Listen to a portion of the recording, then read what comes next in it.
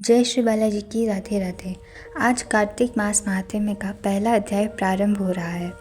श्री गणेशाय नमः। ओम ऐं सरस्वते नमः। मैं सिमरू माता शारदा, बैठे जेवा आए, कार्तिक मास की कथा लिखे वशिष्ठ हर्षाय। नैमिषारण्य तीर्थ में श्री सूत जी महाराज 88,000 शौनकादि ऋषियों से बोले, अब मैं आपको कार्तिक मास की कथा विस्तार से सुनाता हूँ, जिसे सुनकर मनुष्य सब प्रकार के पापों से छूटकर अंत समय में वैकुंठ को प्राप्त होता है।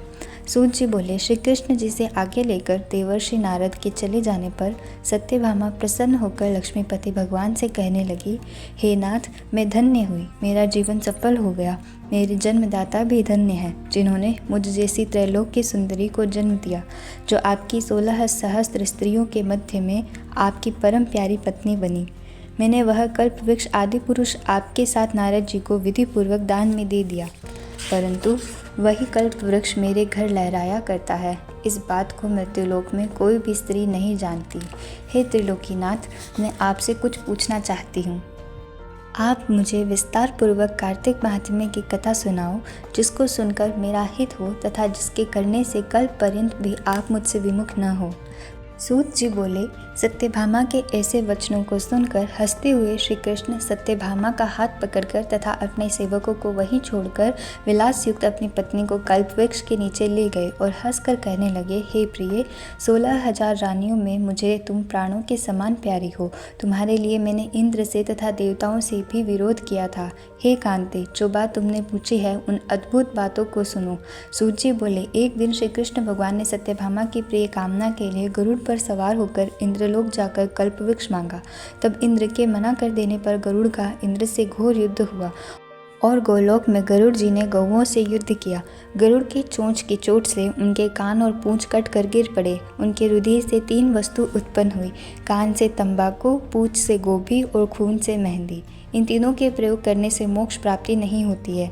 तब गौओं ने भी क्रोध में भरकर गरुड़ को मारा, जिससे उनके 3 पंख टूटकर गिर पड़े।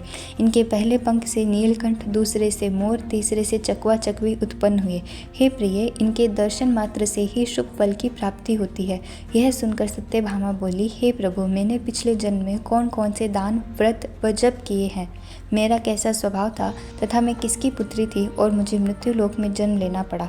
मैंने ऐसा कौन से शुभ कार्य किए जिससे आपकी अर्धांगिनी हुई।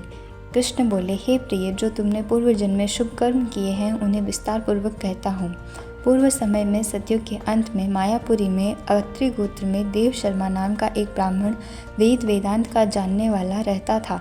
वह रोज अतिथियों की सेवा, हवन और सूर्य भगवान की पूजा किया करता था।